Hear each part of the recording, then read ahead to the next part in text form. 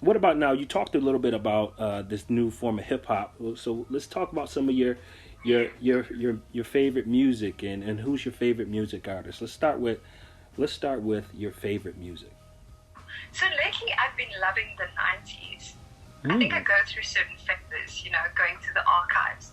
Um, Growing up, I was, exposed to a lot of Tupac Shakur. And I think that, given the time we grew up in and the injustices a lot of, like, our peers faced, they would listen to that music, so we would listen to it too. So we still loved it now. We still Mm. love it now. Now So I'm you, still listening to that. you're on. Um, Now you're on my wave now. yeah, basically. So, so I mean, I'm still listening to Tupac, and I still really appreciate, Boys to Men. Hmm. And I actually, during my Miss South Africa experience, got to meet Tevin Campbell. How cool is that? Like, no one Wow. can say that they got to meet Tevin Campbell in South Africa, except for, like, a few of us. So I got to meet Tevin Campbell. I think a lot of the old school music is what I still love, like Karen White. But recently, I stumbled upon something called lofi hip hop. Hmm.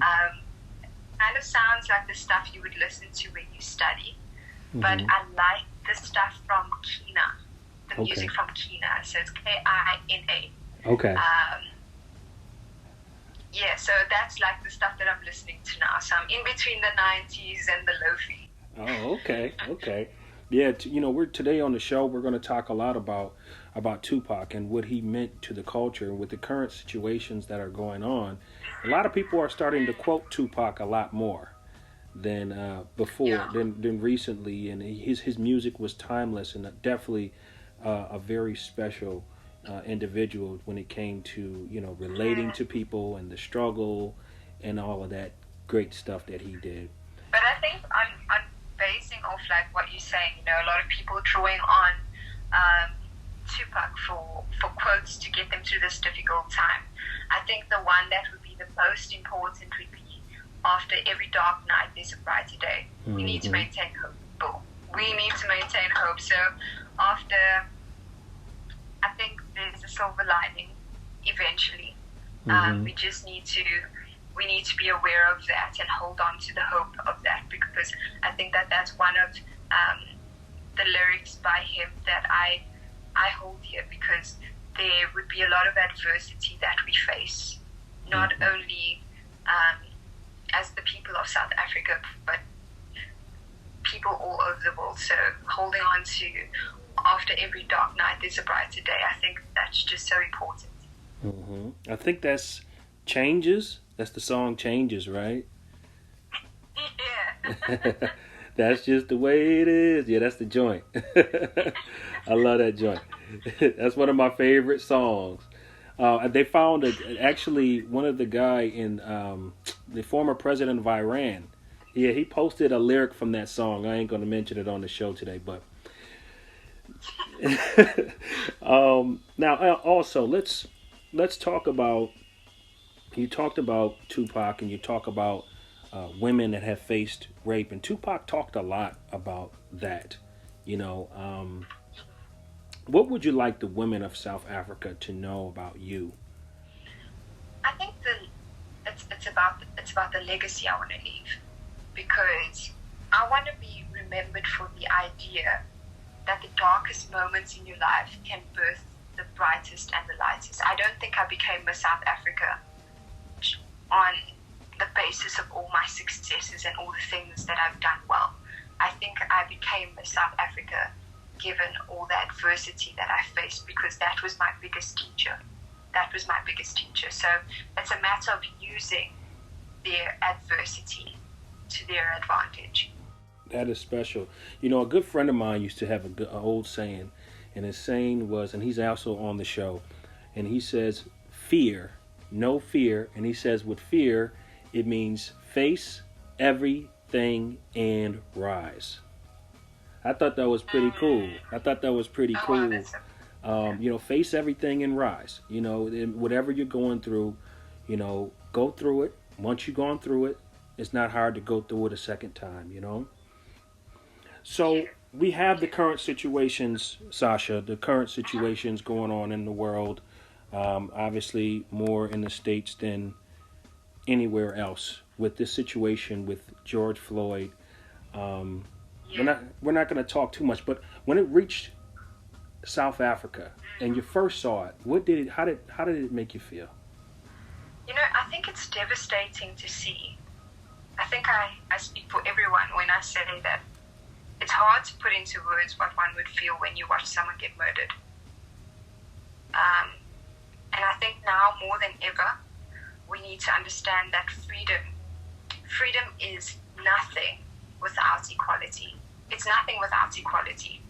Because to understand the issue with regards to George Floyd, we need to look at Amy Cooper, because Amy Cooper makes us understand the relationship that George Floyd had with the police, you know?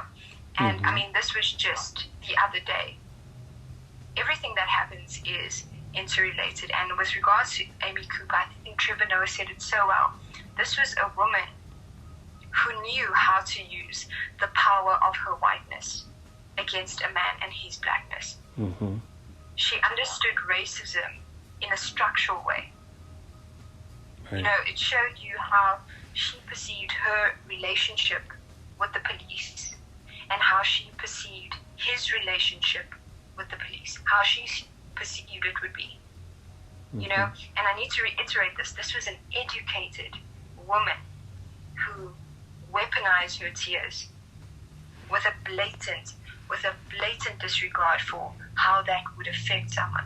So with getting to like the issue with George Floyd, I find that we once again, you know, on this merry-go-round. Mm-hmm. And we've been way before Ahmaud Arbery and so many others. And at the core, or just getting to the point here, Black Lives Matter.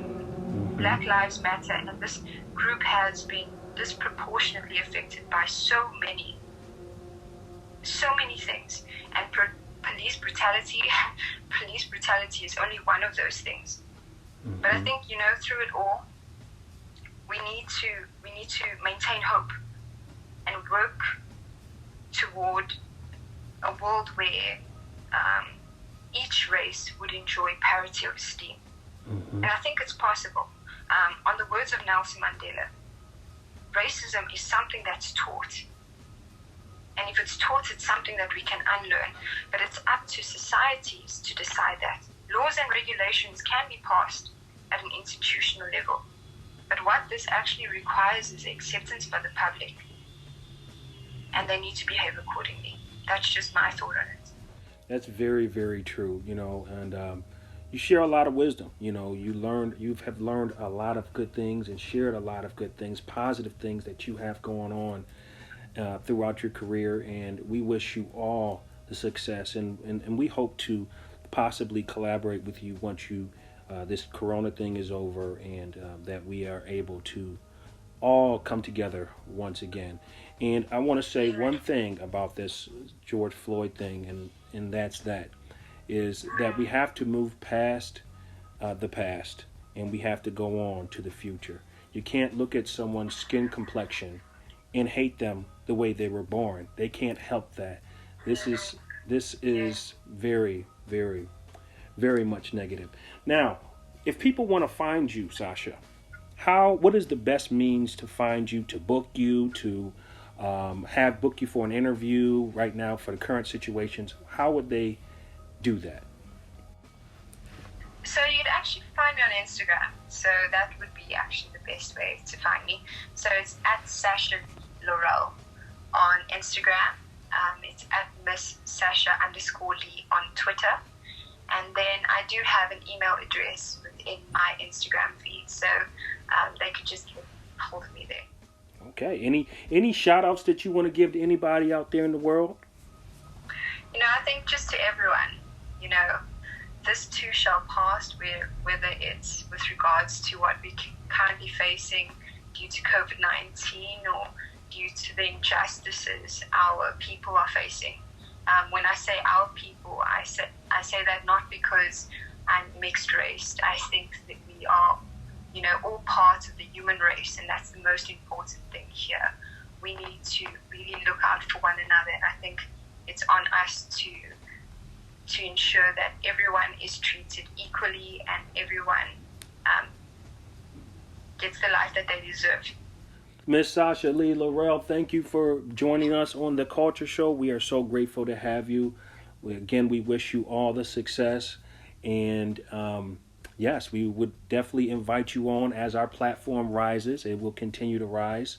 And we will provide you with a copy of this interview that you can do what you want with it as well. Thank you so much. Thank you for having me.